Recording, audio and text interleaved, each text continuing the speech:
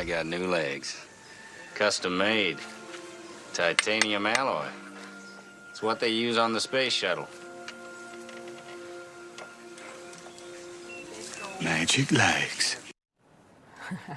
All right, you've seen the characters on the screen, whether it's Lieutenant Dan from Forrest Gump, the missing man Ken Mattingly from Apollo 13, or Stu Redman from Stephen King's The Stand.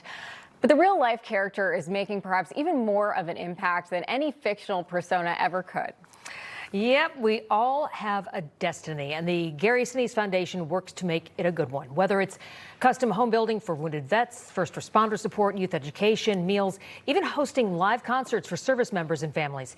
In the days leading up to the anniversary of a very dark hour for our nation, that work has not been slowing down one bit. Gary Sinise, an actor and the founder of the Gary Sinise Foundation. Thanks so much for being with us. Oh, so good to be with you. Thank you. You know, you have often described 9/11 as a line in the sand for your life, your focus, shifting your primary calling from acting to advocating. Did you feel that this was, in a way, your inevitable path? Well, yeah, I suppose so. I mean, there's always little turning points in our lives that, you know, we don't anticipate and don't suspect and don't see coming. And that was certainly a turning point for me. I have a lot of veterans in my own family. I've been supporting, you know, the men and women who serve our country for a number of years. But after that terrible, terrible day and the impact that that had on me personally and the amazing people that I met afterward who were serving our country and trying to take up the charge to do something positive in the face of what our country faced at that time, I just felt called and started raising my hand in various ways, going out, playing concerts for the troops and going overseas and supporting first responders. Got very involved with the FDNY, the fire department in New York. Was profoundly impacted by the people that I met there who lost many loved ones and family members and friends. And I just wanted to do something to help out.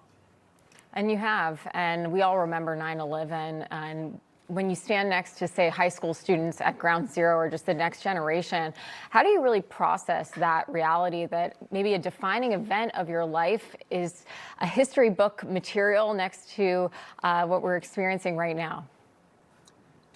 Well, you know, I wish it was more of a history book material. True. I mean, I think it's only something like 15 states in the country are really making, you know, an effort to really teach about what happened on that day. And so at the Gary Sinise Foundation, we're just trying to pick up some of that slack. We provide field trips to Ground Zero in New York, you know, the Trade Center site. We send people to the Pentagon, young students to the Pentagon to see the memorial there and to learn what happened there. We send them to Shanksville, Pennsylvania. We want to just provide educational opportunities to pair up these young students with people who actually were personally impacted and affected by those days. And so we team them up and they learn quite a bit about what happened on that day and how it profoundly impacted and changed our country. And we can never forget what happened there. There were 2,977 people that were killed on that day. Those families never forget, and we as a country should never forget either. No, I think it's incumbent on all of us to make sure that our children understand what happened.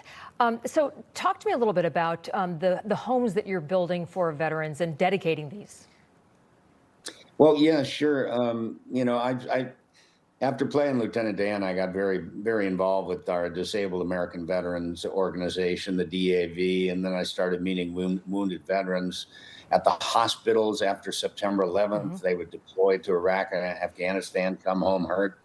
I started visiting them, ended up wanting to be a part of providing special housing for them. So we have a program at the Gary Sinise Foundation. You're seeing some of the homes there called RISE, Restoring Independence, Supporting Empowerment. That video footage you're seeing there is our latest home that we gave away to Adam Sullentrup, who was a police officer, unfortunately, who was shot in the head, very severely injured.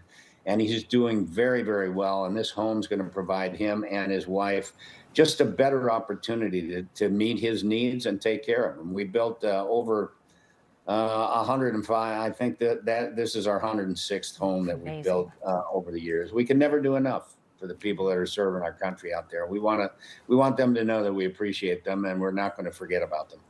That is such a powerful and important message to keep on sharing. Your work is amazing. Thank you.